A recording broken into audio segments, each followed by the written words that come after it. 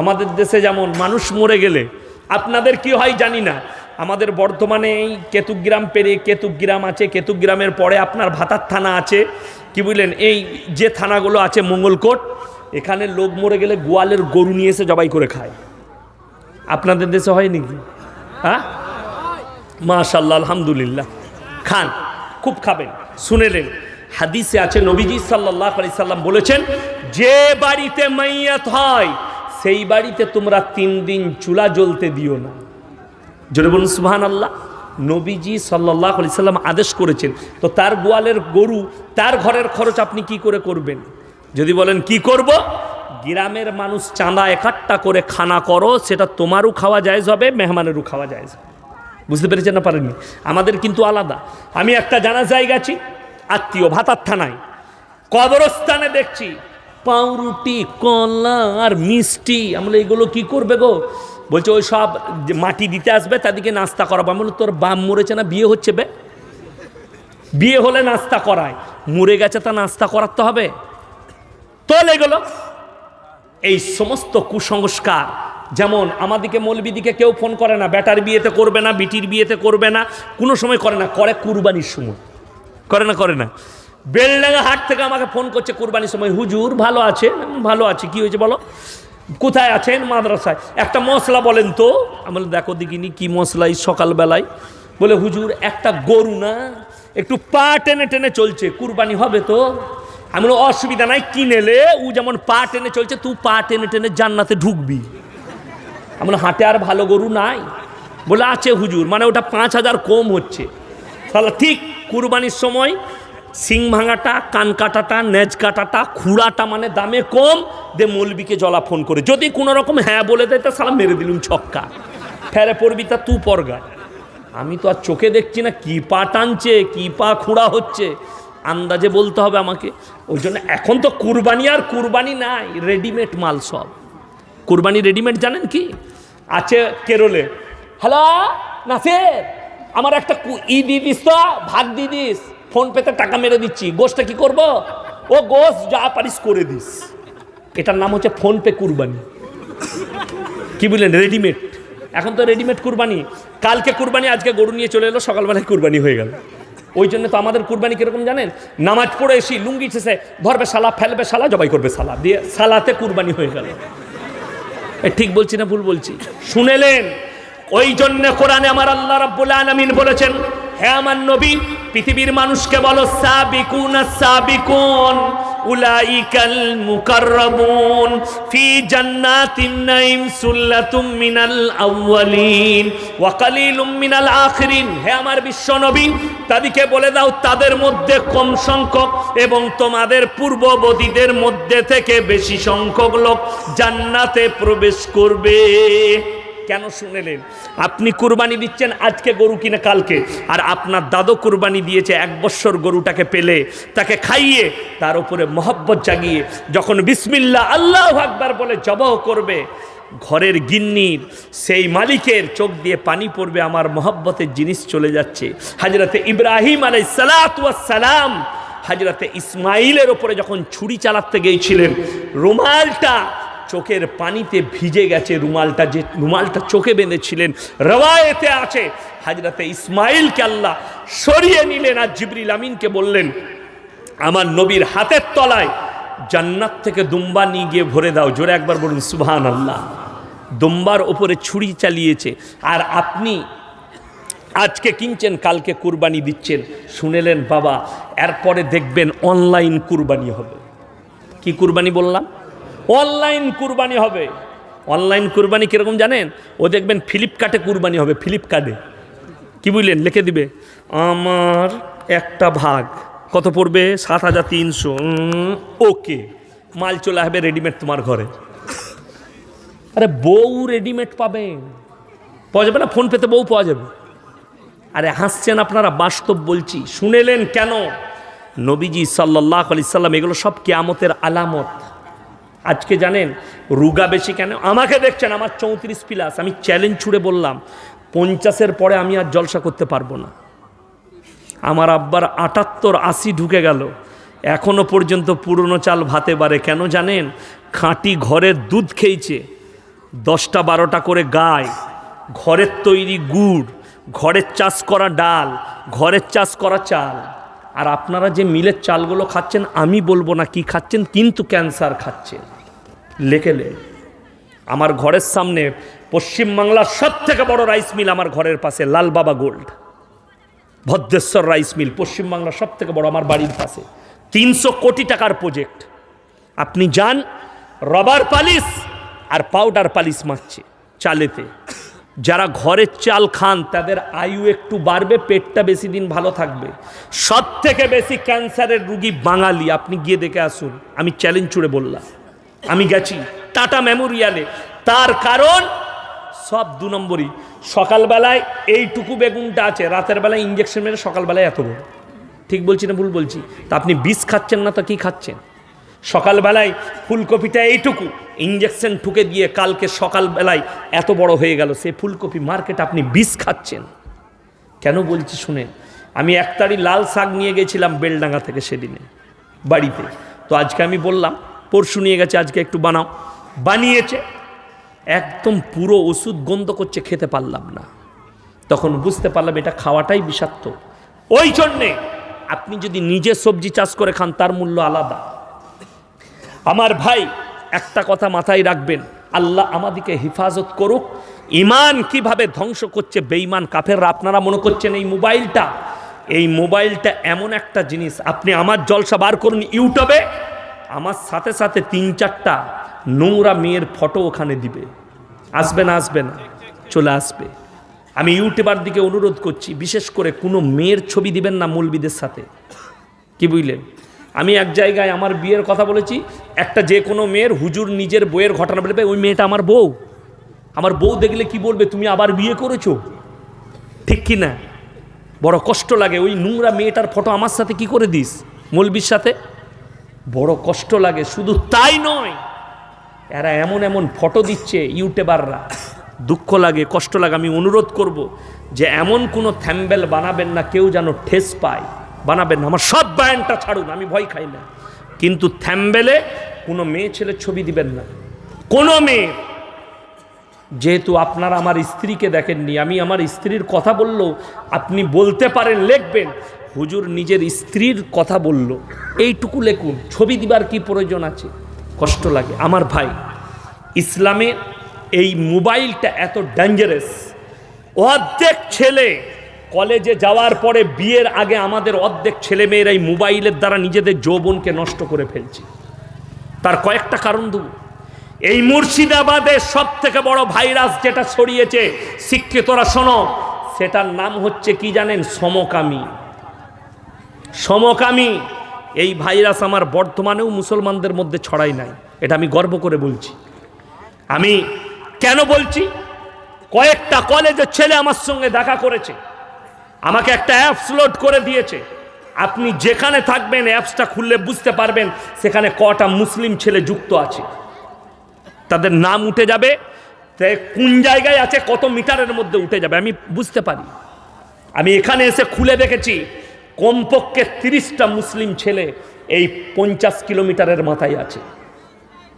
গঙ্গার ঘাট থেকে কেতুগ্রাম পর্যন্ত আর ভরতপুর থেকে কান্দি পর্যন্ত 50টা মুসলিম ছেলে আছে যারা সমকামী এবং লিপ্ত আছে চাইনার ওই অ্যাপের সাথে। তার মানেই তারা সমকামিতায় লিপ্ত আছে। আপনি জানেন এই সালারকে টেনে আল্লাহ গঙ্গায় ঢুকিয়ে দেবে তোমার পাপের কারণে। এই পাপের কারণে আল্লাহ রাব্বুল আলামিন একটা জাতিকে রুটির মতো পাল্টিয়েছে, হযরতে লূত নবীর কমকে। এই পাপের কারণে আল্লাহ কোরআনে এলান করে দিয়েছে লূত নবীর বিবিকে আল্লাহ জাহান্নামে নিক্ষেপ করবেন, রিহাই পাবে না। তো তুমি কি করে রিহাই পাবে? তোমার কম তোমার জন্য ধ্বংস হবে। হে আমার মুসলমান যুবকরা, বেঈমান কাফেরের খপ্পরে পড়ো না।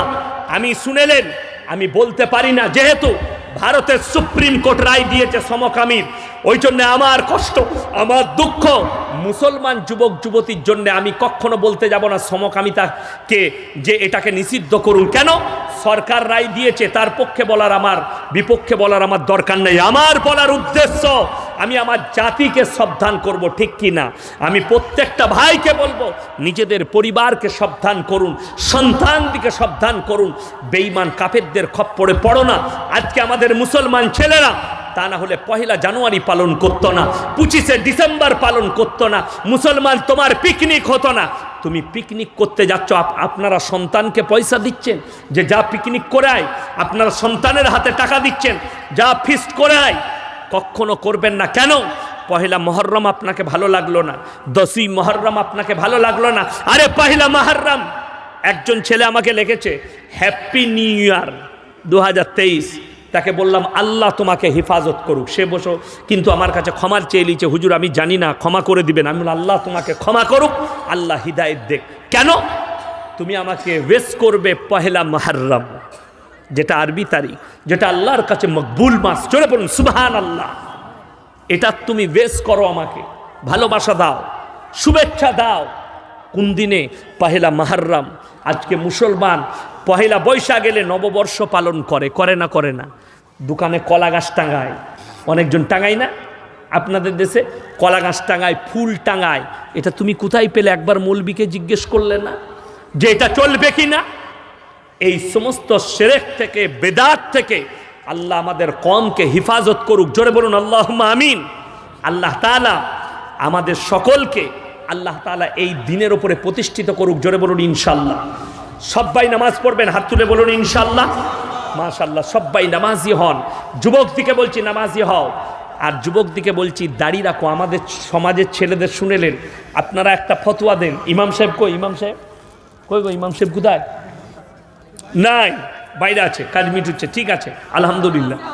আচ্ছা, আপনাদের ইমাম সাহেব সে যদি দাড়ি চেঁচা নামাজ পড়ায়, তাকে ইমাম রাখবেন? এ কথা বলেন না কেন? রাখবেন না। তার পেছনে নামাজ হবে না? হবে না। এই ফতোয়া সবাই জানে যে ইমাম সাহেব দাড়ি চাচলে তার পেছনে নামাজ হবে না। তুই দাড়ি চেঁচে ইমামের পেছনে কি করে নামাজ পড়বি? কথাটা বুঝতে পেরেছেন না পারেননি? যদি ইমামের না হয় তোমারটা কি করে হবে? শুধু ফতোয়াবাজি করলে হবে না।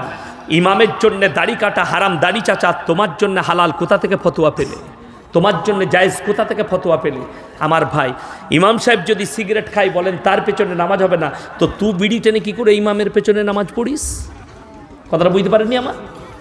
ইমামের যদি বিড়ি টেনে নামাজ না হয়, ইমামের যদি সিগারেট খেলে নামাজ না হয়, তো তোরটা কি করে হবে? তুমি একটু বিবেচনা করো। ইমাম যদি দাড়ি চেঁচে দেয়, তার পেছনে যদি নামাজ না হয়, তুমি চেঁচে তোমারটা কি করে নামাজ হবে? তুমি শোনো। ওই জন্য তো আল্লামা ইকবাল লিখেছেন, ইস ঘর কো আগ লাগি ঘর কি চিরাগ সে। মুসলমান, তোমরা নিজেদের ঘরে নিজের আগুন ধরিয়েছ। লোককে গালি দিয়ে লাভ নেই, লোককে কথা বলে লাভ নেই। আপনি নিজে শুধরান, নিজেকে পরিবর্তন করুন, নিজেদের মধ্যে দাড়ি নিয়ে আসুন। সকলে দাড়ি রাখবেন, জোরে বলুন ইনশাআল্লাহ। আমার যুবক থেকে বলবো দাড়ি রাখো। আমাদের দেশের অনেক মেয়েরা আছে, মায়েরা শোনো, যুবতীরা, অনেকজন বলে দাড়ি রাখলে আমি তাকে বিয়ে করব না। দাড়িওয়ালাকে বিয়ে করতে চায় না অনেক মেয়েরা। শুনেলেন, ওই মেয়েগুলো হচ্ছে পাপী এবং দুর্ভাগ্যবান যারা দাড়িকে অপছন্দ করে। যদি একটা ছেলে নামাজি হয়, দিনদার হয়, দাড়িওয়ালা হয়, সে তোমাকে মেলাতে নিয়ে যাবে না, সে তোমাকে বাজারে ঘুরাবে না, কিন্তু আমি বলে যাচ্ছি সে তোমার জীবনে কষ্ট দিবে না। বুঝতে পেরেছেন না পারেননি? তোমাকে ভালোবাসা দিবে। শুনেলেন, অনেকজন বলে, আমি আজকে শোনাচ্ছিলাম কটা মৌলবীকে, কি বুঝলেন, আমার বন্ধু আছে মুবারক। মুবারক কোথায়? আমার আব্বার মা সাহেব পড়েছে, আমাদের সাথে পড়েছে। যাই হোক, কোথায় লুকিয়ে আছে জানি না। মুবারককে বলছিলাম, মৌলবীদের বউরা বাপের ঘর যেতে চাই না, কি বুঝলেন। আমার বিটিদের পরীক্ষা হয়ে গিয়েছে, আমি আমাদের গিন্নিকে বললাম যাও গো ঘুরে এসো। না না, যাবো না, কি বুঝলেন। আমাদের বেতন 5,000। শুনে নেন, আল্লাহ হালালে কিভাবে বরকত দেয়। সবাই হালাল মাল খাবো, জোরে বলুন ইনশাআল্লাহ। হালালে বরকত দেয় কি করে বলে দিই। মৌলবীদের বেতন, আপনাদের ইমামের বেতন কত গো? 7,000। যাই হোক, আচ্ছা 11.5 হলো, তাই মানলাম। আমি অন্য কিছুর লেগে জিজ্ঞেস করি নাই। একটা ইমামের বেতন 10,000 আর একটা স্কুলের মাস্টারের বেতন 70,000, 50,000, ঠিক কি না? তাই তো। আপনাকে দেখিয়ে দেবো, কলকাতায় রোজ খালি বলছে বউ গলায় দড়ি দিলে নাহলে ইন্দুর মারা বিষ খেতে যাচ্ছে।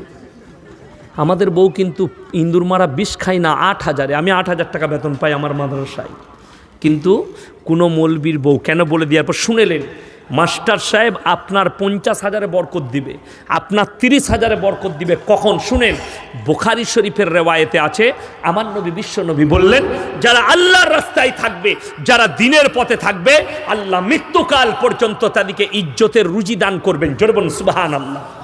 ওই মাস্টার সাহেবও ইজ্জতের রুজি পাবে, 50,000-এ 50 লাখের মতো বরকত দেবে যদি দিনের ওপরে প্রতিষ্ঠিত হয়, আল্লাহর রাস্তায় জুড়ে থাকে, তখন আপনি বরকত পাবেন, তা না হলে বরকত পাবেন না। আমাদের জামা দেখে অনেকজন বলে, ছিটটা কোথায় কিনলে বলে কিনে, ভাই তুই যে দোকানে কিনেছিস আমি ওখানেই কিনেছি।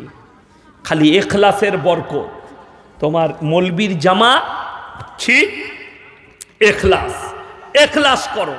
আমাদের ছেলেরা, তোমরা যারা সালমানের প্রতি পাগল, যারা শাহরুখের প্রতি পাগল, যারা আর্টিস্টদের প্রতি পাগল, তাদেরকে চ্যালেঞ্জ ছুড়ে বললাম, বোম্বে যাও, অরিজিনাল শাহরুখকে দেখে এসো, অরিজিনাল সালমানকে দেখে এসো, ঘোর কেটে যাবে। গাল তুবড়ি গেছে, পাছা তুবড়ি গেছে। আর আমাকে কেমন মনে হচ্ছে? কথা বলে না? আমার বাপকে কি মনে হয়? কেঁদে মরে যাবি, বিয়ে দিয়ে দেবো। শুনেননি? আমার বাপের চেহারাটার মধ্যে যারা দিনের প্রতি আছে, যেগুলো দাড়িওয়ালা দেখতে পাচ্ছেন নামাজি, আল্লাহ তাদের মধ্যে নুরানিয়াত দিয়েছে না দেয়নি? জোরে বলুন সুবহানাল্লাহ। আমি আজকে এই সালারের মায়েদিকে একটা ক্রিম আর একটা লেসন দিয়ে যাব। জোরে বলুন সুবহানাল্লাহ। কিন্তু আমার লেসন আর আমার ক্রিম ব্যবহার করতে গেলে 5 ওয়াক্তের নামাজি হওয়া প্রত্যেকটা মায়ের জন্য শর্ত, এমনি লয়। আমি দিয়ে যাব। 5 ওয়াক্তের নামাজি হলে তার মধ্যে আল্লাহ তাআলা তখন নবীজির ক্রিমটা কাজে লাগবে। সবাই ব্যবহার করবেন। জোরে বলুন ইনশাল্লাহ। যাদের বউরা শোনো, ক্রিম মাকে ক্রিমগুলো ফেলে দিবেন আজকে। জোরে বলুন ইনশাল্লাহ। আমি ক্রিম দিয়ে যাচ্ছি আর আমি একটা লেসন দিয়ে যাব, যেটার দ্বারা গ্লেজ নষ্ট হবে না। জোরে বলুন সুবহানাল্লাহ। 1 নম্বর, নামাজে ওয়াক্তের নামাজ আছে বাবা? 5 ওয়াক্তের। মায়েরা ভালো করে শুনবেন, আপনাদের জন্য ক্রিম। 5 ওয়াক্তের নামাজে কবার উজু করতে হয়? 5 বার। আল্লাহর কসম করে বলছি, মায়েরা রাতের বেলায় যাও আর গিয়ে আয়নাতে একবার চেহারাটা মিলিয়ে নিবে।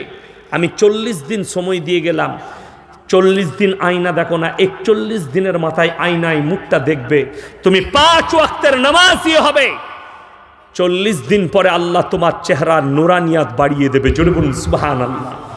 যদি এই গ্লেজটা ধরে রাখতে চাও, তাহলে একটা লেসন নিতে হবে। লেসনটার নাম হচ্ছে, তোমরা তোমাদের চেহারাকে পর পুরুষের কাছ থেকে লুকিয়ে রাখবে। জোরে বলুন সুবহানাল্লাহ। এই দুটো ক্রিম যদি তোমরা ব্যবহার করো, আমি বলছি 40 দিন পরে তোমাদের রৌনক বেরিয়ে যাবে।